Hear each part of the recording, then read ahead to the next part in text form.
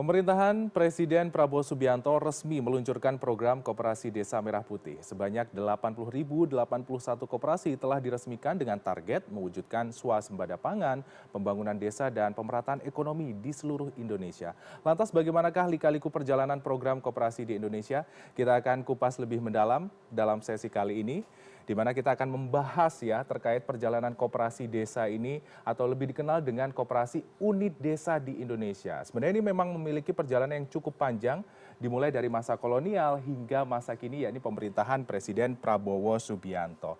Nah, kita akan membahas lebih dalam tentang sejarahnya, apa saja nih. Dari masa pra-kemerdekaan, ini dikenal di tahun 1896 sampai 1981, gagasan mengenai koperasi ini memang terinspirasi dari koperasi simpan pinjam yang berada di Jerman. Pada waktu itu dikenalkan atau diterapkan pertama kali oleh R. Arya Wirya Atmaja pada tahun 1896 dan dikenalkan di Purwokerto. Nah, setelah dikenalkan pada waktu itu, ini untuk tujuannya pada momen saat itu adalah membantu para PNS yang kebanyakan adalah terlibat atau terlilit hutang. Lalu terus berkembang seiring dengan adanya pergerakan Budi Utomo. Pada waktu itu ada pergerakan Budi Utomo yang ini pada tahun 1908. Yang berlanjut juga pada tahun 1911 dikenal juga dengan Sarekat Islam yang ini pun memberikan fungsi yang sangat luar biasa di mana koperasi-koperasi saat itu adalah bertujuan menguatkan ekonomi masyarakat dalam pemenuhan kebutuhan sehari-hari. Dan seiring perjalanan waktu yang ada di momen itu di pra-kemerdekaan bahkan bertumbuh juga koperasi-koperasi di Indonesia bahkan mencapai jumlah yang cukup fantastis, yaitu jumlahnya itu 1.712 koperasi. Dan ini yang tidak resmi. Namun yang resmi ada sekitar 172 koperasi yang resmi dan diakui pada masa pra-kemerdekaan ini. Dan kita akan bergeser menuju Orde Baru. Nah, Orde Baru ini juga menarik, dimulai pada 1963, muncullah koperasi-koperasi yang khusus untuk pertanian yang dinamakan Koperasi Pertanian atau Koperta. Nah, Koperta ini dimulai pada 1963. Seiring berjalannya waktu, pada waktu itu adalah bertujuan untuk membantu para petani dalam pemenuhan atau memenuhi kebutuhan pokok dan juga bertransformasi menjadi badan usaha unit desa atau disebut dengan BUUD pada tahun 1966. Seiring berjalannya waktu akhirnya menjadi Koperasi Unit Desa atau dikenal juga dengan KUD. Dan ini dimulai pada tahun 1973. Dan perannya itu juga sangat penting pada waktu itu adalah menyalurkan pupuk-pupuk bagi para petani. Setelah itu juga membeli hasil panen dan juga menyediakan kredit untuk para petani.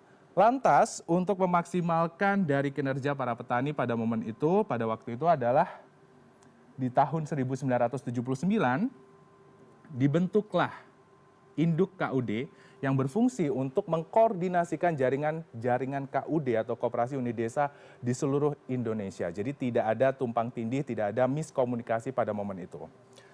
Itu adalah sejarah singkat di momen sebelumnya. Setelah itu kita bergeser pemirsa menuju ke era reformasi, di mana era reformasi ini kita mengenal 1998 banyak sekali tantangan yang harus dihadapi oleh koperasi-koperasi.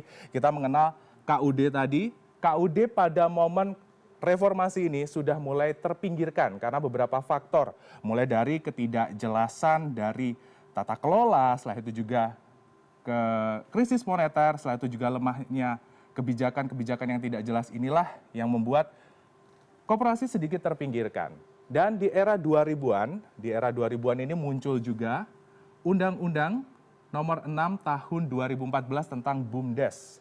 Dan ini melahirkan badan usaha milik desa yang terus merubah fungsi, di mana fungsi dari KUD ini bergeser menjadi BUMDes secara lebih aktual, secara lebih baru. Dan perkembangan dari BUMDes ini pun juga luar biasa.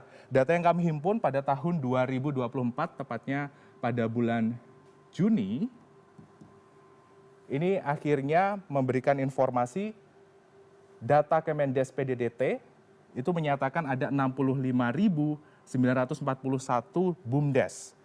Namun ini belum resmi. Yang resmi ada 18.850 BUMDes yang diakui.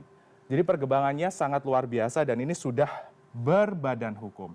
Itu adalah sedikit singkat perjalanan tentang sejarah dari koperasi. Lantas kita akan bergeser menuju ke tahapan selanjutnya, yaitu Koperasi Merah Putih. Ini adalah era sekarang 2025, pemerintahan dari Presiden Prabowo Subianto ini sudah menyiapkan skema tentang Koperasi Merah Putih ini dengan menelurkan atau mengeluarkan Inpres nomor 9 tahun 2025.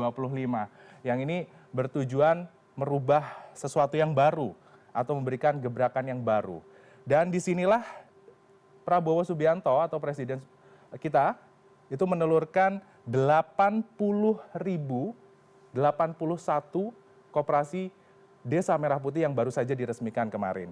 Dan ini tujuannya sebenarnya jelas adalah untuk mempercepat pertumbuhan koperasi di Indonesia, khususnya koperasi desa ya.